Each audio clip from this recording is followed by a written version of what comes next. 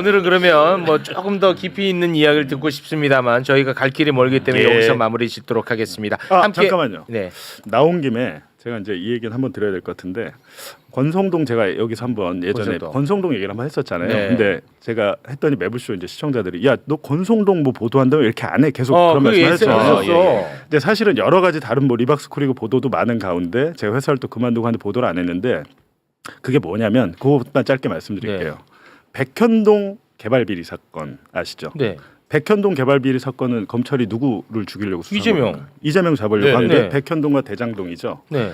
근데 백현동의 그 시행사 아시아 디벨로퍼의 정바울 회장이 있습니다. 네. 정바울 회장을 제가 한 5월 달인가 만났어요. 만났는데 왜 만났냐면 정바울 회장의 아주 가까운 지인이 정바울 회장이 회사 직원들 명의를 동원해서 권성동에게 정치 자금을 제공했다.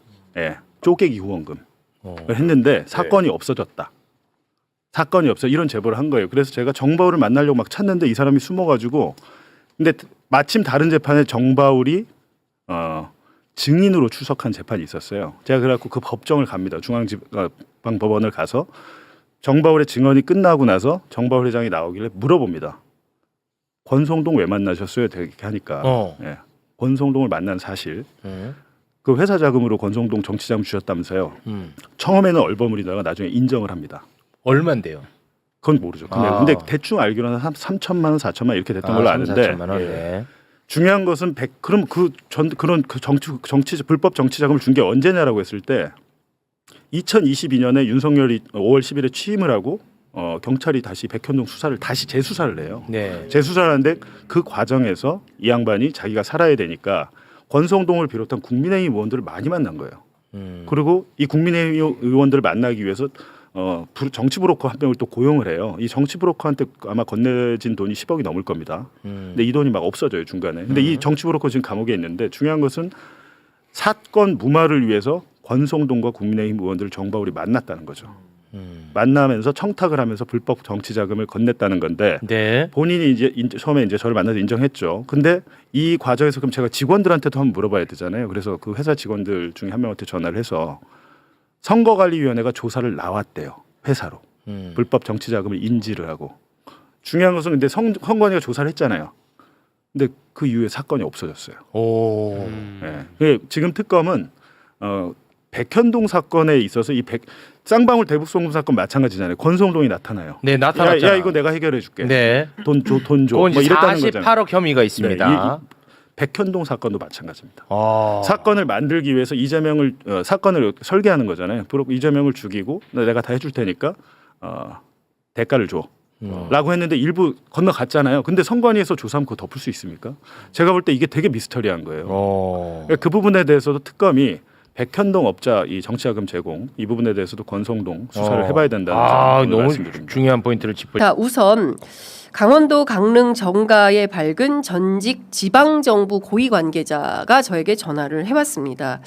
한겨레 20일 보도가 나왔는데 여기에서 한 가지 착목하지 않은 지점이 있는 것 같아서 이 사실을 기자님께 제보드리려고 합니다. 라면서 연락을 해온 것인데요. 권성동 의원이 그렇게까지 필리핀에 적극적인 이유가 있는데 그것은 권 의원의 사촌인 권모 씨가 운영하는 지역 건설사와 깊은 연관이 있다라고 주장을 한 것입니다. 한 가지 예를 들어 주었는데요. 태풍 피해가 굉장히 잦은 필리핀에서 이 피해를 복구하기 위한 조처로 파손된 주택 등을 재건하는 사업을 권 의원의 사촌 건설사가 완공을 했는데 정작 이 사업을 완공하는 과정에서 건설 비용을 돌려받지 못한 사건이 있었다는 겁니다.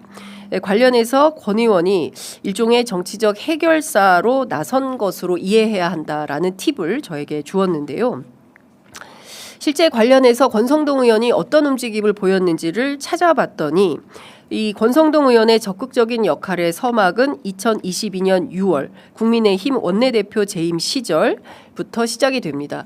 앞서 저희가 소개해드린 영상대로 아니 지금 국회 안에서 협상해야 될 게 굉장히 많은데 이 와중에 왜 필리핀 특사로 갑니까? 우리가 필리핀까지 쫓아가서 협상을 해야 됩니까? 라고 당시 비대위원장이 우상호 의원뿐만 아니라 박홍근 당시 원내대표도 강력하게 문제 제기를 합니다.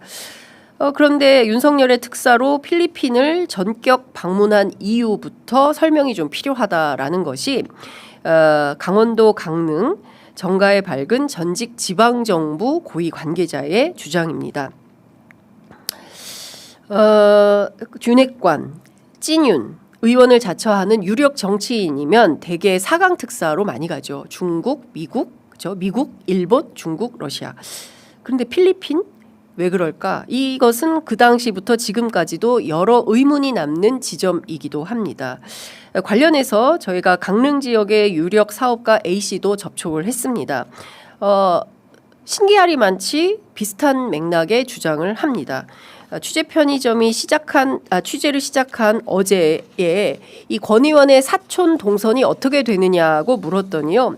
이분이 직접 취재해서 알려준 바에 따르면 권 의원의 사촌 권모 씨는 이미 지금 오늘도 필리핀에 가 있다는 사실을 확인해 주면서 이 건설업자 권모 씨가 최근에 필리핀에 터를 잡기 위해서 섬도 샀다 이런 말도 들린다고 전했습니다.